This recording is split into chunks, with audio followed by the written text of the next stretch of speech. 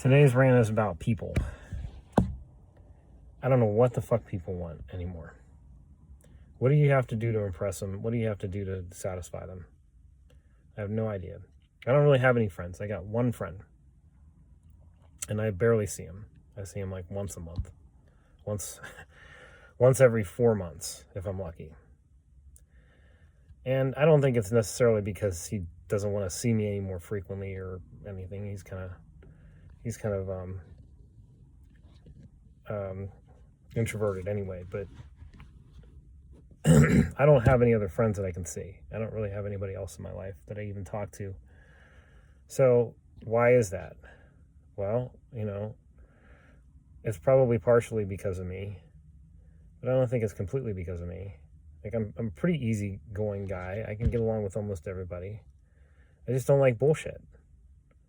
That's all. I don't have a lot of tolerance for stupid bullshit. I don't have a lot of tolerance for people who lie and cheat, steal, and pretend like they're your friend and they're not, and they're talking shit about you behind your back. I don't like that shit. I don't like people that like fucking force small talk because they can't stand silence. They have to have there has to be some kind of, there has to be some kind of communication occurring for them to feel comfortable. They just do not, they're just not comfortable with silence. And there's nothing wrong with silence if there's nothing to talk about. So maybe that's part of it. I don't know. They just sense that, like, I don't have a lot of tolerance for dumb shit and fakeness, and they stay the fuck away from me. I don't know. But, I mean, why am I in the minority? Why isn't that the standard?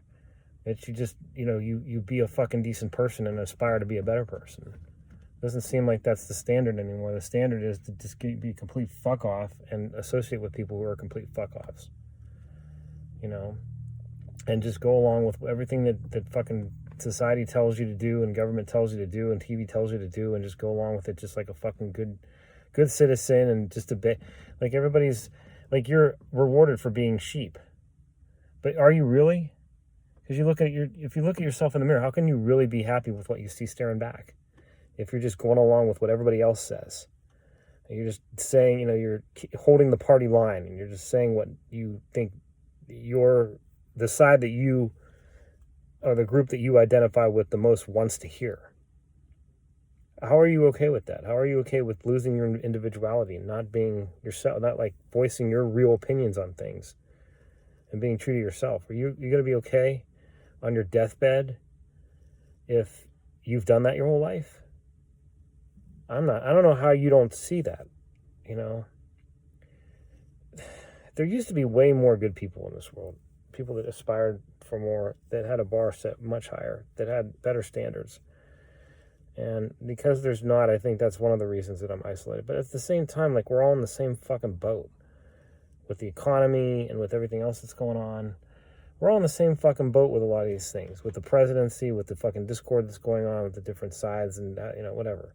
Like the differences of opinions we have on everything, and the wars going on, and rising cost of living and groceries and everything else. Like, everybody is basically disgruntled. So why are we not banding together and trying to solve this problem?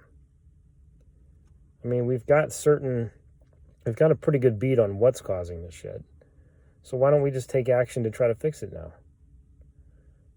We've got social media addiction and tech addiction that causes a lot of this shit, a lot of the confusion, a lot of the antsiness, a lot of the isolation and shit. We know that that's true now, so why don't we do something to change that, to be more responsible with technology?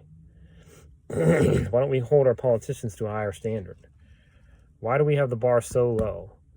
We elected Trump. Biden was so shitty and Harris was so shitty that we elected Trump. Why are we allowing that? Why are we allowing that to happen? Why are we accepting those choices? Why aren't we just saying, okay, we're voting none of the above. We're taking a stand against this shit. Until you fucking put somebody up that is worthy of voting for, we're not going to vote. We're going to strike until you fucking do that.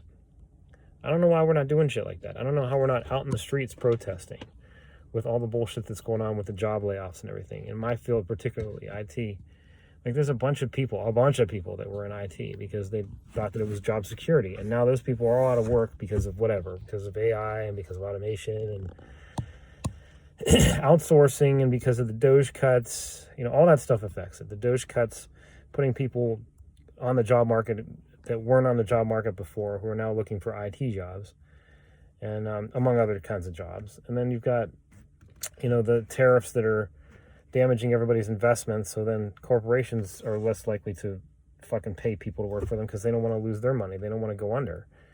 And I get that to a certain extent, but it's like, we need to work.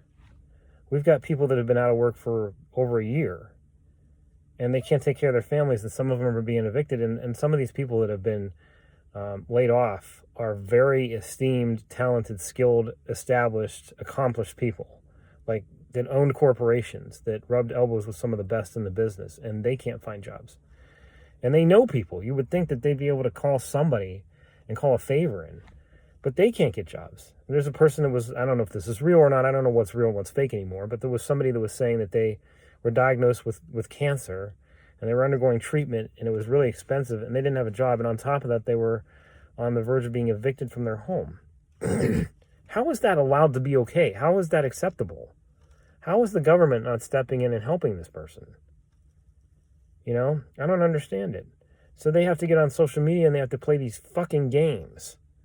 They have to network, and they have to post a certain number of posts to be up in the algorithm, so they're more likely to be fucking contacted by recruiters. And then when they do get contacted by recruiters, there's a specific etiquette that you need to adhere to when you do interviews and when you call back, and you need to do thank you letters and all this stuff. There's all these fucking things you have to do to maybe get a job. You didn't have to do any of that shit before. In the day, all you had to do was fucking apply. That was it.